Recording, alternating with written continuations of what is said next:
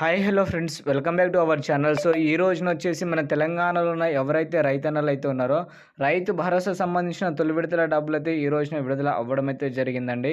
మొత్తానికి హామీ ఇచ్చిన విధంగా మన తెలంగాణలో ఉన్న రైతుల కోసం అయితే రైతు భరోసా సంబంధించిన డబ్బులైతే విడుదల అవ్వడం అయితే జరిగింది. కాబట్టి ఈ రోజున మనకైతే 18వ తారీఖున బుధవారం రోజున ఎంతమంది రైతుల ఖాతాలో ఈ రైతు భరోసా సంబంధించిన డబ్బులైతే జమ చేయడం అయితే జరిగింది.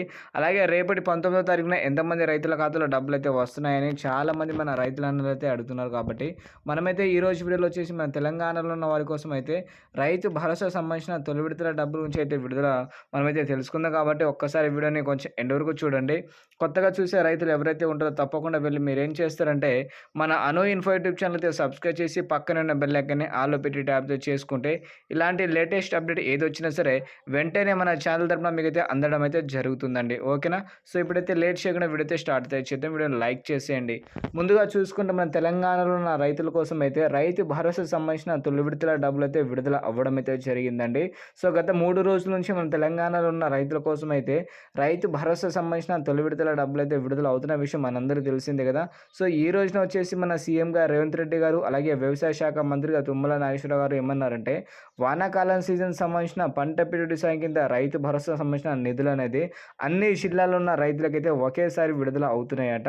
ముందుగా చూసుకుంటే మన తెలంగాణలో ఉన్న రైతుల కోసం అయితే వానాకాలం సీజన్ సంబంధించిన పంట పెట్టుబడి సాయం కింద రైతు భరోసా నిధుల కోసం అయితే 9,000 కోట్ల రూపాయలు అయితే ఖర్చు చేయడం జరుగుతుందని మనకైతే చెప్పడం అయితే జరిగిందండి. మొత్తానికి మన సీఎం గారు రేవంత్ రెడ్డి గారు ఆ డబ్బులు వచ్చేసి మనకైతే గత 3 రోజుల నుంచి దాదాపుగా 4,000 కోట్ల రూపాయల వరకు అయితే రైతుల ఖాతాలు అయితే జమ చేయడం అయితే జరిగింది. ఇప్పుడు వచ్చేసి మన తెలంగాణలో ఉన్న రైతులకైతే ఈ రోజున దాదాపుగా 3.5 నుంచి 4 ఎకరాలు ఉన్న రైతులకైతే డబ్బులైతే రావడం అయితే జరిగిందండి ఈరోజు 18వ తారీఖున. సో చాలామంది రైతులైతే డబ్బులైతే వచ్చాయని చెప్తున్నారు. కాబట్టి సో ఈ రోజున వచ్చేసి ఎంతమంది రైతులైతే రైతు భరోసా సంబంధించిన డబ్బులు పొంది ఉంటారో ఒక్కసారి వీడియో కింద కామెంట్ రూపంలో మీరైతే కామెంట్ అయితే చేయండి. ఓకేనా? సో చాలామందికి అయితే ఈరోజు 4 ఎకరాలు కలిగిన వారికైతే డబ్బులు అయితే వచ్చిందని చెప్తున్నారు. కాబట్టి మీలో కూడా ఎంతమంది ఈ రోజున డబ్బులు పొంది ఉంటారో ఒక్కసారి కామెంట్ రూపంలో కామెంట్ అయితే చేసేయండి. ఓకేనా? అలాగే రేపటి రోజున వచ్చేసి మన తెలంగాణలో వచ్చేసి 19వ తారీఖు ఉంది. కాబట్టి 5 ఎకరాలు కలిగిన రైతులు ఎవరైతే ఉంటారో రేపటి రోజున సాయంత్రం వరకు అయితే అందరికైతే డబ్బులు అయితే రావడం అయితే జరుగుతుంది. కాబట్టి మీరైతే ఎలాంటి ఇబ్బంది పడాల్సిన అవసరం అయితే లేదు.